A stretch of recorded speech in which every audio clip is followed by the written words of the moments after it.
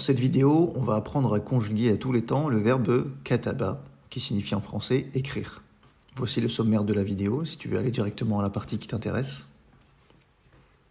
Juste avant de commencer la vidéo, je voudrais te parler 30 secondes de mon site lecture.arabium.fr. En fait, c'est un site sur lequel tu vas trouver des textes de différents niveaux. Et pour chaque texte, eh bien, si tu l'ouvres, tu trouveras d'abord la lecture audio du texte, avec à droite le texte en arabe, sans voyelle par défaut, et la traduction en français à gauche. Ce qui est intéressant ici, c'est que tu peux travailler ta lecture sans voyelle et développer ton vocabulaire. En cliquant sur un groupe de mots, la traduction en français apparaît directement sur la gauche, et tu peux faire apparaître les voyelles avec le bouton au-dessus, ici, pour vérifier ta lecture. Dans cette vidéo, on va conjuguer le verbe dans les deux voix qui existent en arabe, comme en français, c'est-à-dire la voix active, le cas où le sujet effectue l'action du verbe, ce qu'on appelle en arabe al-fi'lu al-mabni lil-ma'loum, et on va voir le verbe à la voix passive, c'est-à-dire lorsque le sujet subit l'action du verbe, et le verbe à la voix passive se dit en arabe al-fi'lu al-mabni lil-majhoul.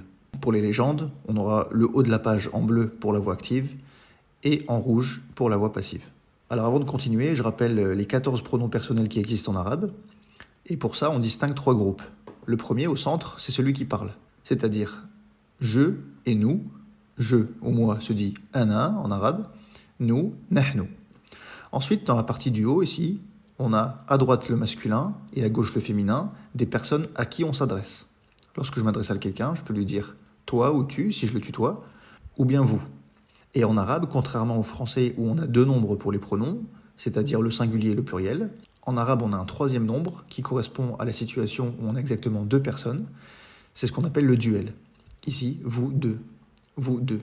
Donc toi au masculin se dit anta, vous exactement deux personnes au masculin antuma, vous masculin lorsqu'il s'agit de trois personnes ou plus antum, et au féminin on a l'équivalent, donc anti toi féminin, antuma exactement deux personnes au féminin, et antunna trois personnes ou plus au féminin. Donc ça c'est les personnes à qui on s'adresse, les personnes à qui on parle. Ici, on avait la personne qui parle, au centre, et en dessous, on a les personnes de qui on parle. On parle d'elles. Elles ne sont pas ici, on ne s'adresse pas à elles directement. Donc on a il ou lui, huwa, singulier masculin, eux exactement deux au masculin, huma, eux trois personnes ou plus au masculin, hum, et au féminin, hiya, elle singulier féminin, huma, elle exactement deux au duel, et hunna, trois personnes ou plus au féminin. Alors le verbe qu'on va étudier aujourd'hui, c'est le verbe kataba, qui signifie écrire. Pour chaque verbe qu'on va étudier, on va d'abord voir ce qu'on appelle sa carte d'identité. C'est cette page ici qu'on a pour le verbe kataba. La carte d'identité d'un verbe va contenir toutes les informations de base qu'il faut savoir sur ce verbe. Alors le verbe kataba, sa racine c'est kataba, donc la lettre kaf, la lettre ta et la lettre ba. C'est un verbe trilitère qui est régulier parce qu'il ne contient ni hamza, ni waw, ni ya, et sa dernière lettre n'est pas une lettre doublée. C'est pourquoi il est régulier. Il est de la forme fa'ala, c'est-à-dire la forme 1, des formes dérivées des verbes, et ses autres sens qu'il peut avoir, c'est donc écrire, le premier, mais aussi prescrire ou encore décréter. Ensuite, ce verbe, il a comme participe actif ka'atibun et comme participe passif mektoubun. Le participe actif, il va permettre de désigner le sujet qui effectue l'action. Donc ici, l'action d'écrire, celui qui l'effectue, c'est celui qui écrit ou encore l'écrivain. Al-Katibu. Et le participe actif, c'est le sujet qui va subir l'action. Donc là, dans ce cas-là, on dit que c'est celui qui est écrit. Al-Maktubu, c'est ce qui est écrit. Et enfin, pour chaque verbe, on a un masdar, c'est-à-dire un nom d'action. C'est le nom qui correspond au fait de faire ce verbe, à l'action de ce verbe. Donc le fait d'écrire, c'est quoi? C'est l'action d'écrire, c'est-à-dire une écriture. Alors on commence par le passé du verbe kataba, al-madi, en bleu, donc à la voix active. Le passé, c'est le temps le plus simple à construire en arabe. Pourquoi? Parce qu'il suffit de prendre le verbe de base, dont je rappelle que la forme qu'on choisit pour le présenter, c'est celle de la conjugaison de ce verbe au passé pour huwa. C'est la forme qu'on a ici, huwa kataba. Pourquoi en arabe on a choisi cette forme? En fait, c'est la seule, ici dans la conjugaison, qui ne contient que les trois lettres de la racine du verbe. Voilà, huwa kataba, donc le verbe c'est kataba. Pour construire le passé sur le verbe kataba, ou sur un verbe en général, on va ajouter des suffixes au radical, kataba. Donc les terminaisons, c'est ana katabtu, sukun sur le verbe de base terminaison tout. Nahnu katabna, pareil, soukoun sur le bas et terminaison na pour nahnu. Et ce qu'on traduit en général en arabe pour le passé, c'est le passé composé en français. Donc, ana katabtu, j'ai écrit. Nahnu katabna, nous avons écrit. Ensuite, on passe aux personnes à qui on s'adresse. Anta katabta, tu as écrit. Antuma katabtuma, vous deux, vous avez écrit. Antum katabtum, vous avez écrit. Anti katabti, tu as écrit lorsque je m'adresse à une femme. Antuma katabtuma, deux femmes. Donc c'est la même chose que Antuma katabtuma au masculin. Antunna katabtunna, vous avez écrit lorsqu'on s'adresse à trois personnes au féminin ou plus. Alors ici, un moyen mémotechnique, c'est, après avoir mémorisé les pronoms personnels, eh bien, il suffit de se rappeler, pour cette partie-là, de la terminaison des pronoms. Donc on a anta, donc on aura katabta. Antuma katabtuma. Antum katabtum. Anti katabti. Antuma katabtuma. Donc pour les personnes à qui on s'adresse, le duel, c'est exactement le même au masculin, au féminin. C'est pas le cas pour les personnes de qui on parle. Et antunna katabtun. Ensuite, on passe aux personnes de qui on parle. Huwa kataba, donc c'est le verbe tout simplement. Huma kataba, hum katabu. Hiya katabat, huma katabata, hunna katabna. Alors ici, je vous donne quelques moyens mémotechniques. Donc, huwa kataba, on a vu que c'était la forme du verbe qu'on présentait, kataba.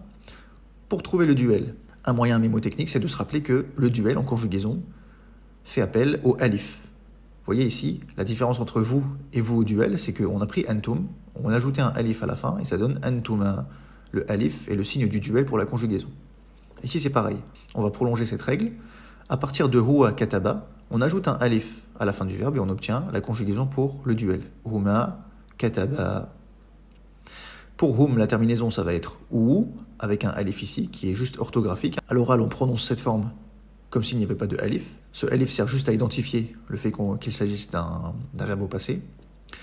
Hiya katabat. Pour construire katabat, on part de kataba et on ajoute ici un ta avec un soukoun.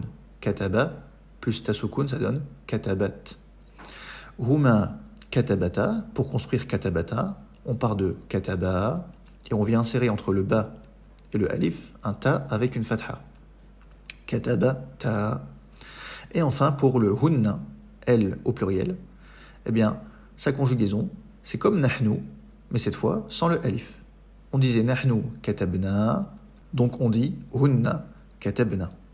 Et on traduit ça comme ça. Huwa kataba, il a écrit. Huma kataba, ils ont écrit, lorsqu'ils sont deux exactement.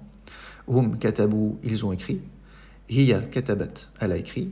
Huma katabata, elles ont écrit, lorsqu'elles sont exactement deux. Hunna katabna, elles ont écrit trois personnes au plus. Maintenant, on passe au présent et au mode indicatif, ce qu'on appelle en arabe al-mudari' al-marfou'. La particularité du mudari' al-marfou', c'est que pour les pronoms qui ne portent pas de suffixe dans leur forme conjuguée, eh bien, on fait apparaître une dhamma. Donc voici comment on conjugue le verbe au présent. Ana aktubu. Donc terminaison en ou, et pour ana, le alif au départ. J'écris. Nahnu naktubu. C'est comme le ana, sauf que au lieu de commencer par un alif, on commence par le noun. Moyen mémotechnique, ana commence par un alif, nahnu commence par un noun. Et pour les deux, on a bien la dhamma, caractéristique du mudari' marfou'. Ensuite, anta taktubu, tu écris. Antuma taktubani. Ici, on retrouve la terminaison qu'on a au duel pour les noms. La terminaison en ani pour le duel. Antuma taktubani, vous écrivez. Antum taktubuna, terminaison en una pour vous, vous écrivez. Anti taktubina, on part de taktubu et on rajoute ina. Taktubina, tu écris. Antuma taktubani, on a dit que c'était la même chose que le masculin, le duel, vous écrivez. Antunna taktubna, terminaison en soukoun sur la dernière lettre du verbe et nun avec une fatha. Vous écrivez. Ensuite, huwa yaktubu, dhamma et commence par un ya. Huma yaktubani, terminaison ani au présent qui correspond au duel par rapport à huwa yaktubu. Donc il écrit, ils écrivent. Hum yaktubuna, ils écrivent, 3 personnes ou plus au masculin. On commence par un ya et on finit en ouna. Hiya taktubu, elle écrit. Par rapport à yaktubu, c'est la première lettre qui change, le ya pour le masculin et le ta pour le féminin. Huma taktubani, ce qui change par rapport au duel masculin, c'est la première lettre. Ici, ya, yaktubani, ils écrivent 2 personnes. Huma taktubani, elles écrivent 2 personnes au féminin. Hunna yaktubna. Alors pour trouver la conjugaison de yaktubna, on part de antunna, qui commence par ta, taktubna, et on vient changer le ta ici en ya, yaktubna. Donc en quelque sorte ici, le hunna, dans les personnes de qui on parle, c'est une exception, puisqu'on voit bien que la règle de base, c'est que le féminin commence par un ta, et le masculin par un ya. Maintenant on passe au mode subjonctif. En arabe, al-mudari' al-mansoub. Al-mansoub, en arabe, signifie accusatif, c'est-à-dire qui termine par une fatha. Donc là, on avait une dhamma tout à l'heure, on aura une fatha, et pour certains pronoms, eh bien, ils vont voir leur dernière lettre sauter, disparaître. Ana aktuba, tout à l'heure on avait aktubu. Nahnu naktuba, on avait naktubu. Anta taktuba, on avait taktubu. Antuma taktuba, on avait taktubani. Antum taktubu, avec un alif orthographique. Tout à l'heure, on avait à l'indicatif, au marfou', taktubuna. Anti taktubi, à l'indicatif, au marfou', on avait taktubina, donc le N disparaît. Antuma taktuba, c'est exactement comme le masculin. Le nun final du duel disparaît. Et antunna taktubna, ici, cette conjugaison ne change pas. Ensuite, huwa yaktuba, tout à l'heure on avait yaktubu. Huma yaktuba, on avait yaktubani. Hum yaktubu, tout à l'heure on avait yaktubuna, comme le vous au pluriel. Hiya taktuba, on avait hiya taktubu. Huma taktuba, tout à l'heure on avait taktubani. Je rappelle que la différence ici avec le masculin au duel, c'est le ya au départ qui devient un ta au féminin. Et enfin, hunna yaktubna, ça ne change pas. Et je rappelle que la règle c'était partir de antunna taktubna et changer le ta en ya. Alors ici, il n'y a pas vraiment de traduction que je peux donner. Le subjonctif, c'est un peu la même utilisation qu'on en a en français. Ça va servir quand on va dire, par exemple, pour que tu écrives. Li taktuba, on ne va pas dire li taktubu. Tout comme en français, on ne dit pas pour que tu écris. Dans ce cas-là, on met le verbe subjonctif, on dit pour que tu écrives. C'est le même principe en arabe, le verbe est modifié. La modification est plus simple en arabe puisqu'il s'agit de changer la voyelle finale ou alors de supprimer une lettre ou de la remplacer. Ensuite, on passe au justif, qu'on peut appeler aussi le conditionnel. En arabe, al-mudari' al-majzoum. Majzoum en arabe, c'est-à-dire qui se termine par un soukoun. Et ça va être le cas des conjugaisons pour lesquelles on avait soit une dhamma à l'indicatif, soit une fatha au subjonctif. Et cette forme de verbe, elle est utilisée surtout pour le passé négatif. Pour dire « je n'ai pas écrit » ou « je n'ai pas encore écrit », on dira « lam » plus le verbe au présent justif. Donc, par exemple, pour dire « je n'ai pas écrit » ou « je n'ai pas encore écrit », on dirait « lam aktub ». Donc c'est comme ça qu'on construit le passé négatif. Donc ici, le principe pour conjuguer au justif, au présent, eh bien, c'est de prendre exactement comme le subjonctif tout à l'heure, sauf que pour les pronoms dont la conjugaison est terminée par une fatha, eh bien, on change cette fatha en soukoun. Ana aktub, nahnu naktub, anta taktub, antuma taktuba, ici aucun changement, antum taktubu, aucun changement, anti taktubi, antuma taktuba, antunna taktubna. Huwa yaktub, huma yaktuba, hum yaktubu. Hiya taktub, huma taktuba, hunna yaktubna. Maintenant, on va passer à l'impératif, c'est-à-dire lorsqu'on donne un ordre. En arabe, al-amr, al-amru. Alors ici, j'ai mis en transparence les pronoms, parce que lorsqu'on donne un ordre, que ce soit en français ou en arabe, eh bien, on n'utilise pas le pronom. Pour dire à quelqu'un qu'il écrit, lorsque je m'adresse à lui, je vais dire tu écris. Mais lorsque je donne un ordre, je ne vais pas dire tu écris ou alors toi écris. C'est facultatif. Je dis tout simplement écris pour donner un ordre. C'est pourquoi j'ai mis les pronoms ici en légère transparence. Donc pour dire écrit à quelqu'un, en s'adressant à lui, à toi, je dirais uktub. Antuma, vous deux, lorsque je donne un ordre à deux personnes. Uktuba, écrivez. Uktubu, écrivez lorsque je m'adresse à un groupe de 3 personnes ou plus, au masculin. Lorsque je m'adresse à une femme, uktubi, écrit. À 2 femmes, bon, ça change pas, 2 femmes, un homme, une femme ou 2 hommes. Uktuba. Et à 3 femmes ou plus, uktubna. Alors ici, pour savoir à l'impératif par quelle voyelle on fait commencer le verbe, eh bien on va prendre la 3e lettre du verbe en comptant le alif. 1, 2, 3. Si c'est une dhamma sur cette lettre, alors ce sera une dhamma. Et pour tout le reste, ce sera une kasra. Donc si c'est une fatha ici ou une kasra, on mettra une kasra. Alors maintenant, on va passer à la voix passive. Là, ce qu'on vient de voir, c'était la voix active. Alors pour la voix passive, comme tout à l'heure, on va voir le passé et le présent. Je ne vais pas développer tous les présents, c'est-à-dire tous les mots d'ari', c'est-à-dire l'indicatif, al-marfou', le subjonctif, al-mansoub, et le justif, al-majzoum. Pour la voix passive, je vais simplement présenter le passé et l'indicatif, al-mudari', al-marfou', pour la voix passive. Mais à partir de cette page, eh bien, tu pourras retrouver, par les mêmes principes que j'ai montrés jusqu'ici, eh bien, la conjugaison de tous les autres temps à la voix passive.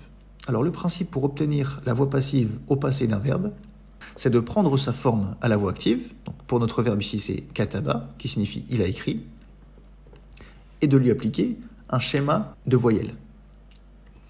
Et le schéma appliqué pour la voix passive au passé, c'est le schéma OUIA. Donc ça, c'est à retenir. OUIA permet d'avoir la voix passive au passé. Et donc si on applique ce schéma au verbe kataba, il a écrit, on obtient kutiba. Donc j'ai bien appliqué OUIA à cette forme-là. Kataba devient kutiba. Et simplement en faisant ça, eh bien, j'ai modifié la voix active, où le sujet effectuait l'action. Il a écrit, kataba. Et j'ai transformé la voix passive. Désormais, il subit l'action. C'est-à-dire, il a été écrit. Je rappelle qu'on est au passé. Et ensuite, eh bien, pour conjuguer le verbe à la voix passive au passé, on applique les mêmes principes que j'ai présentés tout à l'heure, simplement en modifiant au départ OUI. Donc on va voir ça. Donc ici en rouge pour la voix passive, au passé, al-madi du verbe kataba, on a ana kutibtu. J'ai été écrit. Tout à l'heure on avait katabtu. On a simplement appliqué le schéma OUIA et les règles de conjugaison pour le passé. Donc tout à l'heure avec kataba pour ana, je disais qu'il fallait ajouter un soukoun et la terminaison associée au pronom. Donc katabtu. Cette fois, le schéma de base pour la voix passive, c'est OUIA, donc kutiba, auquel on applique la terminaison, donc kutibtu. Et on continue comme ça, sur le même principe. Nahnu kutibna, nous avons été écrits. Anta kutibta, tu as été écrit. Antuma kutibtuma, vous avez été écrit. Antum kutibtum, vous avez été écrit. 3 personnes ou plus. Anti kutibti. Antuma kutibtuma, vous avez été écrit. Antunna kutibtunna, vous avez été écrit. Huwa kutiba, donc le verbe kataba à la voix passive, il a été écrit. Huma kutiba, même principe, on ajoute le alif pour passer au duel au passé. Ils ont été écrits. Hum kutibu, ils ont été écrits. Hiya kutibat, elle a été écrite. Huma kutibata, elles ont été écrites. Hunna kutibna, à partir de kutibna, sans le alif, elles ont été écrites. Maintenant, pour obtenir la voix passive, cette fois au présent, eh bien on part du verbe à la voix active au présent, yaktubu, qui signifie il écrit, et cette fois, ce verbe-là au présent, on va lui appliquer un autre schéma, qui est le schéma ou a ou. Tout à l'heure, on avait ou i a pour la voix passive au passé. Pour le présent, c'est le schéma ou a ou, qu'on applique aux 3 lettres ici qui ne portent pas de soukoun, c'est-à-dire le ya, le ta et le ba. Donc à partir de yaktubu, si on lui applique le schéma ou a ou, on obtient yuktabu, ou a ou pour les lettres qui ne portaient pas de soukoun. De ce fait, on a obtenu la voix passive au présent, c'est-à-dire à partir de il écrit, on obtient il est écrit. Il subit l'action. Ici, à la voix active, il effectue l'action au présent. À la voix passive, au présent, il subit l'action au présent. Il est écrit. Et on applique les mêmes principes de conjugaison comme tout à l'heure. Ana uktabu, tout à l'heure on avait aktubu, on applique le schéma ou à ou, uktabu. Nahnu nuktabu, donc je suis écrit, nous sommes écrits. Anta tuktabu, tu es écrit. Antuma tuktabani, vous êtes écrit. Antum tuktabuna. Anti tuktabina, tu es écrite. Antuma tuktabani, vous êtes écrite. Antunna tuktabna, vous êtes écrite. Huwa yuktabu, il est écrit. Huma yuktabani, ils sont écrits. Hum yuktabuna, ils sont écrits. Hiya tuktabu, elle est écrite. Huma tuktabani, elles sont écrites. Exactement deux personnes. Hunna yuktabna. Alors maintenant, je te propose quelques exercices pour t'aider à mémoriser les différentes formes qu'on vient de voir. Alors ce que j'ai choisi dans cet exercice, d'un point de vue pédagogique, c'est de ne pas te donner directement le pronom en arabe. Je vais te donner des visuels qui vont t'aider à retrouver les pronoms. Alors pour ça, je vais me baser sur ce que mon prof d'arabe quand j'étais petit utilisait. Alors sa manière de présenter les pronoms visuellement, c'était de se pointer du doigt quand il s'agissait des pronoms moi, je ou nous, donc c'est-à-dire la personne qui parle, de nous pointer du doigt pour les personnes à qui on s'adresse, pour nous montrer bien qu'il s'adressait à nous. Donc dans notre tableau, c'était la partie du haut. Et de pointer par-dessus son épaule, en arrière, lorsqu'il s'agissait des pronoms de personnes de qui on parle. Les personnes absentes, pas celles à qui on s'adresse, mais celles de qui on parle d'elles. Donc c'est ce que j'ai noté ici. Lorsque ma main pointe par-dessus mon épaule derrière moi, je parle de quelqu'un. C'était la partie du bas dans le tableau des pronoms. Lorsque je me pointe moi, eh bien je parle de moi, de nous, c'est moi qui parle, c'est nous qui parlons. C'était les pronoms au centre. Et lorsque je pointe du doigt une personne, eh bien je m'adresse à elle, je parle à quelqu'un. Et dans le tableau des pronoms, les personnes à qui on s'adresse, c'était la partie du haut. Donc dans les exercices qui suivent, je vais utiliser ces visuels avec un nombre de personnes associées. Et c'est ce que tu vas devoir utiliser pour retrouver le pronom correspondant. Donc par exemple, si je te dis à la voix active, conjugaison du verbe kataba, au présent de l'indicatif, avec ce visuel. Donc là, ce visuel, qu'est-ce qu'il montre? Je pointe du doigt, donc je m'adresse à un certain nombre de personnes, et les personnes à qui je m'adresse, c'est qui? C'est deux personnes, donc le duel. Et on a vu que le duel, pour les personnes à qui on s'adresse, c'est-à-dire la partie du haut du tableau, eh bien c'était la même chose au masculin et au féminin. Donc le verbe kataba, à la voix active, au présent indicatif, c'était antuma, et on dit antuma taktubani. Antuma taktubani, vous écrivez. Donc voilà, c'est ce que tu dois retrouver pour les 15 questions qui suivent. Je te donne un dernier exemple. Conjugaison du verbe kataba, toujours, à la voix passive, au passé. Et là, le visuel nous indique quoi? C'est une personne de qui je parle. Et cette personne de qui je parle, c'est qui? C'est une personne au masculin. Donc, huwa. Et donc, huwa, à la voix passive, au passé, se conjugue huwa kutiba. Voix passive, schéma ou ia, pronom huwa kutiba en français, il a été écrit. Alors maintenant, on va commencer l'exercice, et pour chaque question, je te laisse 5 secondes avant de te donner la réponse. Conjugaison du verbe kataba à la voix active au présent indicatif.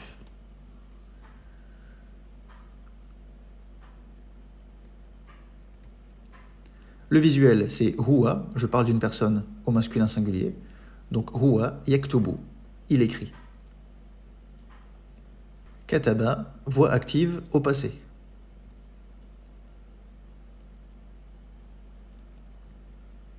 Ici, je m'adresse à un groupe de 3 personnes au féminin, c'est le pronom antunna, et donc antunna katabtunna. Au passé, on ajoute le suffixe au radical. Vous avez écrit. Kataba à la voix active au présent indicatif.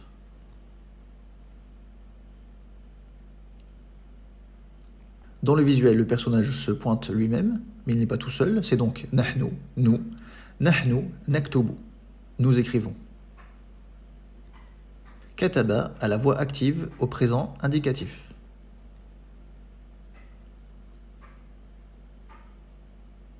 Le visuel indique les personnes de qui on parle, 2 personnes au féminin, duel féminin, donc huma, huma taktubani. Elles écrivent. Voix active, présent, subjonctif.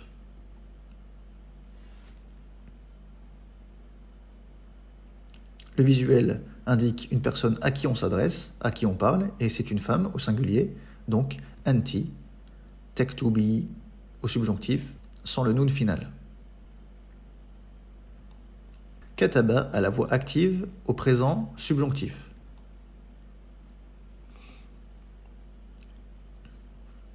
Le visuel indique des personnes de qui on parle.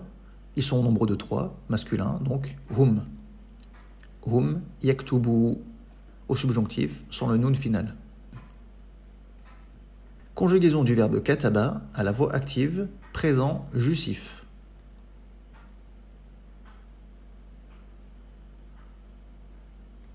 Ana aktub. Conjugaison de kataba à la voix active, présent, justif.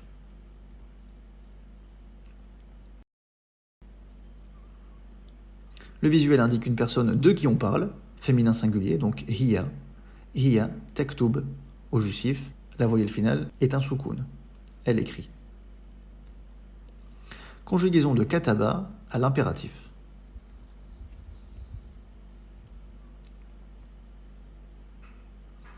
Le visuel indique une personne à qui on parle, masculin singulier, donc anta. Uktub, écrit.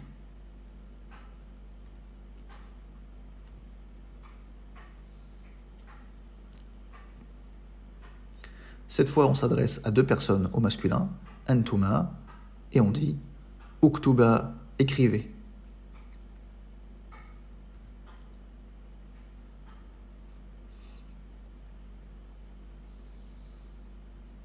Cette fois, on s'adresse à l'impératif à 3 personnes au plus, au masculin. Donc on dit, pour antum, uktubu, écrivez. Conjugaison de kataba à la voix passive au passé.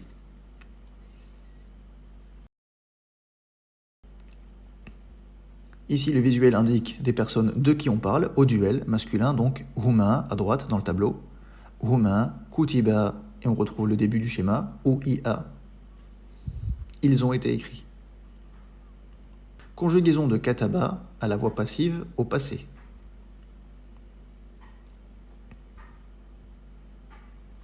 Le visuel indique des personnes de qui on parle, un pluriel puisqu'on a 3 personnes, au féminin donc hunna, qui se conjugue comme nahnu mais sans le alif final, hunna kutibna. À la voix passive donc le schéma ou ia. Elles ont été écrites. Conjugaison de kataba à la voix passive au présent indicatif.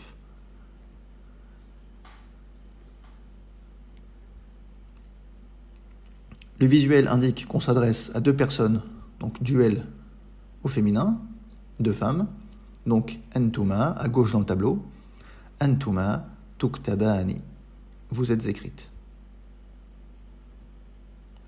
Et enfin, conjugaison de kataba à la voix passive au présent indicatif.